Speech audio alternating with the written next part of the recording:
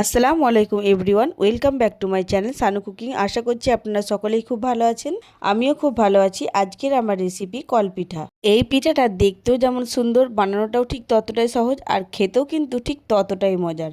আমাকে তো এই পিঠাটা বানানোতে খুবই ভালো লাগে, আর বানানোটা খুবই সহজ লাগে।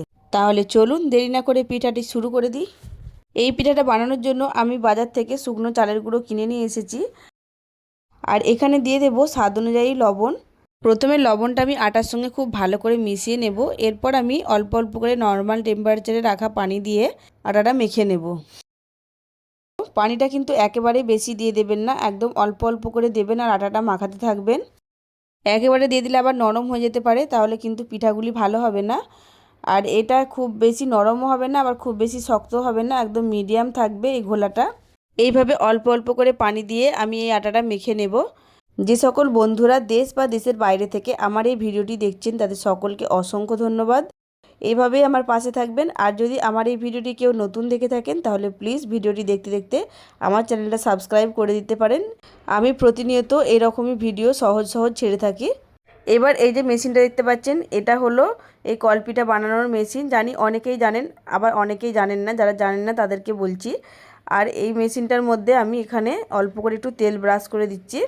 এটা দিয়ে আমি পিঠাগুলো তৈরি করব। আর এই যে ছিদ্রযুক্ত একটা প্লেট লাগবে, ওই প্লেটটার মধ্যে অল্প করে তেল ব্রাশ করে দিলাম।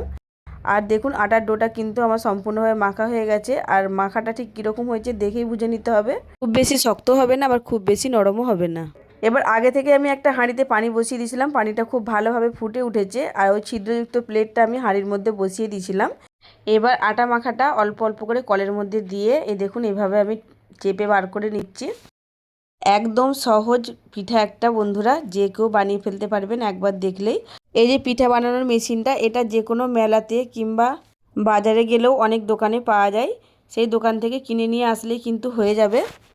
আর এইভাবে 1 মিনিট আমি ভাপাতে দেব। দেখুন 1 থেকে 2 মিনিট সময় লাগে ভাপাতে।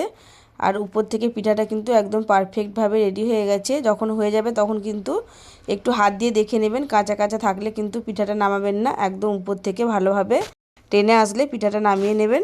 একটা পিঠা আমার রেডি হয়ে গেছে। আমি আবার একটা পিঠা দিয়ে ঢাকনা দিয়ে ঢেকে দিচ্ছি। অবশ্যই ঢাকনা দিয়ে ঢাকতে হবে, তাহলে পিঠাগুলো ভালোভাবে সেদ্ধ হবে।